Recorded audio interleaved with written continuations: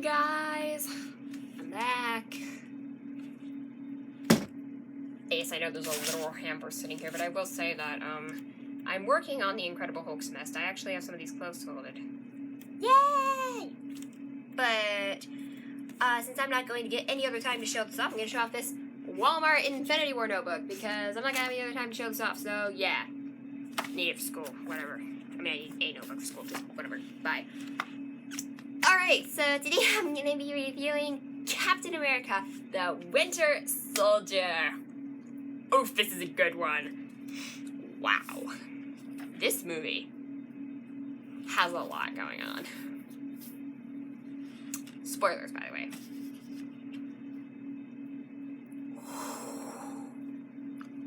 Wow. That's a good one. It's intense, well-paced, great action. The characters are interesting. The plots are interesting.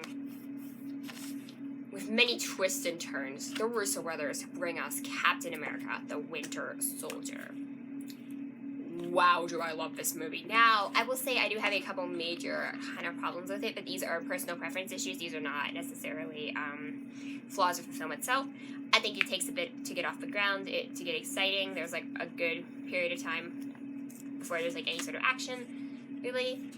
But once it picks up, it really picks up. There is a lot of stuff going down. And the other thing I'm going to say is that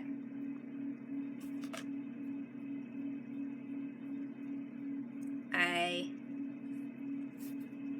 am not a huge fan. It works well for the kind of movie it is, but it's a very monochromatic kind of film in terms of the color palette. I mean, yes, there are colors, but it feels very much in line of something like a war film, very, very bleak color schemes and such, which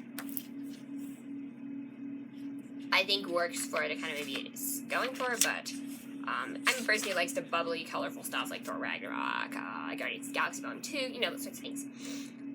But this movie is such a good thing going for it. Now, I have the same problem with Captain America. He's kind of a static character, and I don't really feel for him that much. He's not that interesting of a character, but I really do like how this plays out. I do feel like I can care about him more as a character than I did in the first Avengers film or the first Captain America film. There's a lot more going on with the dynamic with Bucky Barnes.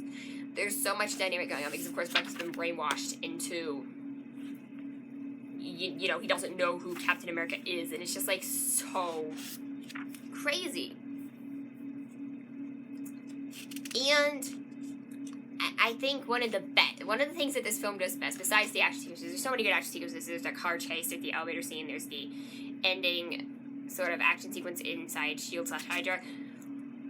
And of course, there's the computer thing where Zola reveals all in the computer, and yeah, the whole Hydra thing is just crazy, mind blown. But I will get into, oh yeah, there's also the motorcycle chase scene. Basically, whenever Bucky shows up, it's cool. There's the part toward the beginning where, like, they chase him in and they're on the roof, and then Bucky shows up. But what I will say about Bucky, my experience with Bucky, in this, what I think is amazing about the character of Bucky, and he's not really a villain, he is the major sort of antagonist who's like showing up and causing havoc, sort of in, you know, he's been brainwashed by Hydra. They're using him to sort of distract some of the people. They're not the real villains here. The real villains are like Alexander Pierce and Zola and like the other characters. They like people for Hydra. Those are like the real villains in this movie. Bucky Barnes has just been brainwashed and doing a thing. So he's not really a villain, but he's kind of a dark and mysterious type of character. And I absolutely love how they play Bucky as this intimidating threat. You know what I mean? He's just kind of like there. How they play that up. And I will say that, of course, they call him a Winter Soldier, and it's just so epic. I mean, the whole thing at the beginning with Fury, and there's just so much that goes into that movie. And I will say that the score is really good, and there's sort of a, I wouldn't exactly call it a music cue, it's sort of a music cue slash sound effect slash kind of, like, high-pitched, kind of, like, I don't know how to explain it. It's, like, silent. It's, like, there's all this noise and battle going on, and you just kind of, the noise cuts out, and then there's, like, this cue that you hear whenever Bucky shows up. And, I will say right now that, like, it really helps to evoke that kind of chilling emotion of Bucky, and as a pure, it's just, he got the face mask on for the first part of it, and of course he has the metal arm, and the, like, long hair, just a very mysterious kind of look. And what I love about how they play this is that he says so little, he barely talks in the movie. And, obviously there are certain villains, like, obviously somebody like Loki is all about the words, all about the insults, all about the Yumulingquem, whatever, like, all about that. But this guy, like Bucky Barnes / Winter Soldier here, he's so silent. He's like this silent menace who just kind of shows up. It's like, and the music just cuts out, and you got like this sound cue, and it's just, oh, it's Bucky. He's got his gun, and he's like, and of course there's some great Captain America action with his shield. Of course, I love his shield. He can block stuff, and just super awesome. But the dynamic between Kevin and Bucky are so good. I just love it so much. And, I love the intimidating presence. He doesn't have a ton of screen time, but what we kind of see of Bucky here, he just kind of shows up. And it's just kind of like, you know it's him. You've got the, intimidating presence. And I love how, I think he says, like, the first scene, Captain America, there's, like, a really good fight scene, and then Captain America rips off the, face mask thing, and then he says Bucky, and then Bucky says, who the hell is Bucky? Because he doesn't even know who he is anymore. That's like the first line he said off him, and he really doesn't talk much. I mean, like, the end battle, they talk a little bit, like Captain America and Bucky, but like for the most of the movie, he just kind of shows up. He's just like this silent, like he just walks around, and then like at the end of the movie where they're fighting on the helicarrier, he's like, I know you know me or whatever. And he's like, no, I don't, and whatever. But like, so they do talk. It's not like he's completely mute or anything, but it's just like this intimidating, you barely hear what he says. He says so few words throughout the course of the film. And I just find that to be so interesting of an approach for an antagonist, for a character like that. He's just such a silent menace. If you know what I'm saying. And that's just something that really excites me. Now, I'm going to talk about other characters outside of Captain America, of course, and Bucky Barnes. That Nick Fury is pretty important in this movie. He's not in it a lot, but he's pretty important for what happens with Nick Fury and stuff. And I just love the car chase with him. That is so good. And then, of course, there's the sequence with Fury at the end and talking about his eyes and stuff. It's so good. Talking about having one eye, or keeping both eyes open. I love him so much. He's so cool. And then, of course, there's Natasha Romanoff, maybe my favorite character to watch. Black Widow, maybe my favorite character to watch in the entire film.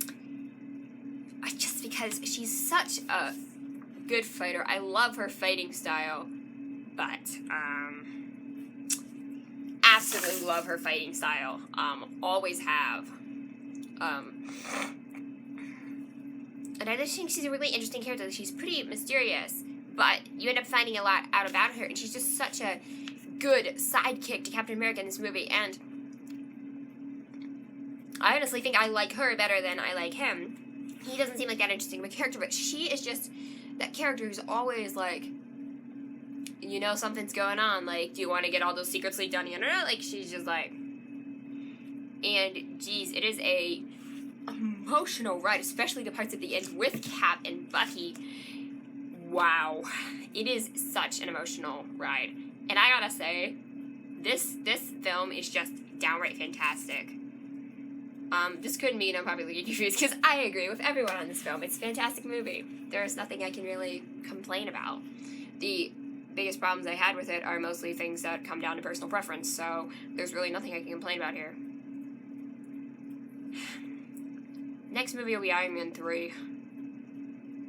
Might have to do a unpopular geek reviews on that one. boy. Yeah, I might have to do a review defending Iron Man 3. That could be fun. So yeah, that's about it in terms of this video. If you like this video, click like and subscribe to my channel, and ring the bell for notifications. And if you want to request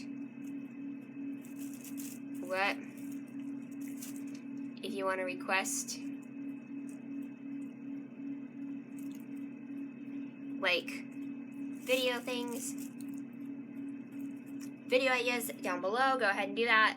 Request what movies you want me to review, what MCU movies you want me to review, or do unpopular geek reviews on, or if I want to give an unpopular opinion on a movie, I will do it here.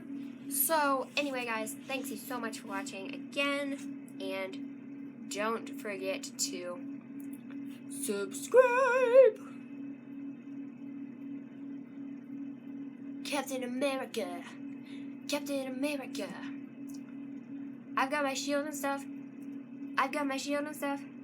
Captain America.